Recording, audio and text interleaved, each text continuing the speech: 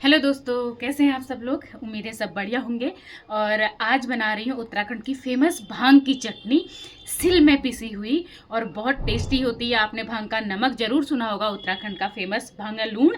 तो आज बना रही हूँ भांग की चटनी, और जिसमें मैं यूज करूँगी जो हमारे पहाड़ में ना, हमारे पहाड़ों में एक बड़ा वाला नींबू होता है, वो मैं आपको अभी दिखाती हूँ। तो हम उसकी खटास लेंगे चटनी बनाने के लिए, भांग की चटनी बनाने के लिए। और भांग की चटनी बनाने के लिए हमको क्या क्या चाहिए ये मैं आपको बताती हूँ। और भांग की चटनी इतनी टेस्टी होती है, आप उसे दाल के साथ, रोटी के साथ और पराठों के साथ, किसी के भी साथ खा सकते हैं। इसकी रेसिपी मैं आपको, एक ट्रेडिशनल ऑथेंटिक रेसिपी मैं आपको इसकी बना के दिखाने वाली हूँ। ये जो रेसिपी है, हम लोग ना अपने घर में मम्मी लोगों को देखते थे, सिल पिसी हुई चटनी। सिल पिसी हुई चटनी होती है ना, उसका टेस्ट बहुत अलग होता है। आप मिक्सी का भी यूज कर सकते हैं, पर मिक्सी के टेस्ट में और सिलबट्टे के पिसे हुए टेस्ट में बहुत ही धरती आसमान का अंतर होता है। और मतलब अभी ये है कि हम लोग थोड़ा जल्दी में होते हैं तो हम मिक्सी का भी यूज करते हैं, मैं खुद भी करती हूँ। पर अभी थोड़ा टाइम था तो मैंने कहा कि चलो आज मैं सिलबट्टे में पीस कर ही चटनी बनाती हूँ। तो बनाते हैं हमारी भांग की चटनी, फेमस उत्तराखंड की, हमारे कुमाऊं में तो बहुत बनती है। तो चलिए, इसके लिए मैंने क्या क्या प्रिपरेशन की है वो मैं आपको दिखाती हूँ। सबसे पहले तो हमको क्या क्या चाहिए वो मैं आपको दिखाती हूँ। सबसे पहले तो मैंने रख लिए हैं कुछ भांग, आप ये देख लीजिए, ये भांग है और इनको हमने साफ कर लेना है। उसके बाद ये मैंने कुछ जीरा और धनिया रखी है, और ये मिर्च और ये लहसुन, हम इन सबको भूनेंगे। सभी चीज़ों को सिम आंच में हमने भूनना है, और भूनने के बाद ही हम इसको बनाएंगे। देखिए, बहुत लोग तो इन दोनों को नहीं डालते हैं, पर अगर आप डालेंगे ना टेस्ट इनहेंस हो जाता है, तो ज़रूर डालिए और साथ में ही भूनिए। पहले आपको भांग को भूनना है ज़्यादा अच्छे तरीके से। जब आपका भांग अच्छे से भुन जाए, आधा हो जाए भून के, तब आप ये चीज़ें डालेंगे। जैसे ही भांग भुन जाती है ना, अच्छी सी खुशबू आ जाती है। तो सबसे पहले मैं आज कढ़ाई रखती हूँ। आज मैं इसे तवे में नहीं भून रही। तो सबसे पहले इसको गर्म होने देते हैं कढ़ाई को, इसी में आज मैं सारी चीज़ें भून लूँगी। तब तक मैं इसको एक उसमें खाली करके इसे साफ़ कर लेती हूँ। ये हो गया है तो हम सबसे पहले भांग डाल देते हैं, इसको भूनेंगे अच्छे से।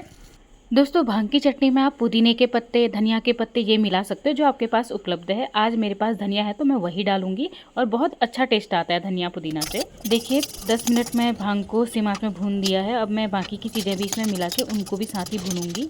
और इसमें अब चटचट की आवाज़ आनी चाहिए। धीरे धीरे जब हम भूनते जाएंगे तो चटचट की जो आवाज़ आएगी, उससे हमें समझ में आ जाएगा हमारा भांग अच्छे से हो गया है। बाकी जीरा धनिया तो हल्की कलर चेंज उसी समय कर लेता है।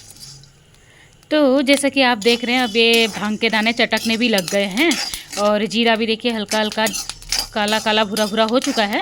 तो ये हमारा बहुत अच्छे से हो गया। और लहसुन भी जो है ना, अब कोमल हो चुके हैं। तो इनको अब मैं थोड़ा जो गैस है वो बंद कर देती हूँ, और इनको फिर भी चलाते रहेंगे, क्योंकि जो बर्तन है वो गर्म रहता है, तो नीचे वाले जो भांग के दाने हैं या धनिया जीरा है वो जल जाती है। तो गैस बंद करने के बाद भी कुछ समय तक आप इसे चलाते रहिए, ताकि जो चीज़ें हैं वो जले नहीं हमारी। तो अब करते हैं तैयारी इसे सिलबट्टे में पीसने के लिए। इसके लिए मैंने सिलबट्टा दोनों ही धो लिए थे, और हल्का सा पानी में डाल के इसे पीसूँगी। नमक वगैरह मैं सबसे लास्ट में ही ऐड करूँगी, नमक और हल्दी नहीं डालूँगी मैं इसमें। तो पीसने में थोड़ा इसको समय लगता है।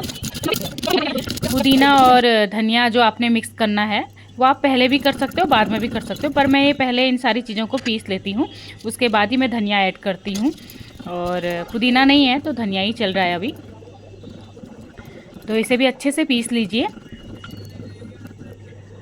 अब ऐड कीजिए आप आवश्यकता अनुसार नमक, जितना आपको खाना है। और मिर्ची अगर कम लगे तो आप मिर्ची और डाल सकते हो। ये है बड़ा वाला नींबू जो मैं आपको बता रही थी।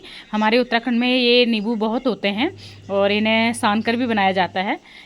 तो बीजों को निकाल लीजिए साइड में, और जितना ज़्यादा अगर आपको खट्टा ज़्यादा पसंद है तो आप उस अनुसार कर लीजिए। मैंने एक बार टेस्ट किया था तो खट्टा कम लगा था, मैंने दोबारा से थोड़ा सा नींबू डाल लिया था। और जो ये नींबू के छिलके हैं दोस्तों, ये हमारे बहुत काम के होते हैं, ये लोहे के बर्तन वगैरह धोने के काम आ जाते हैं। तो देखिए, चटनी हमारी तैयार हो चुकी है, और आप इसे दाल भात के साथ खाओ, रोटी सब्जी के साथ खाओ, पूरी पराठे किसी के भी साथ खाओ, बहुत ही यमी होती है, टेस्टी होती है। और हम इसे डेकोरेट कर लेंगे कुछ हरे हरे पत्तों से, अगर आप चाहें तो आप भी कर सकते हैं। और आप मुझे ये बताइएगा कि आपको ये रेसिपी भांग की चटनी की कैसी लगी, प्लीज़ कमेंट ज़रूर करिएगा।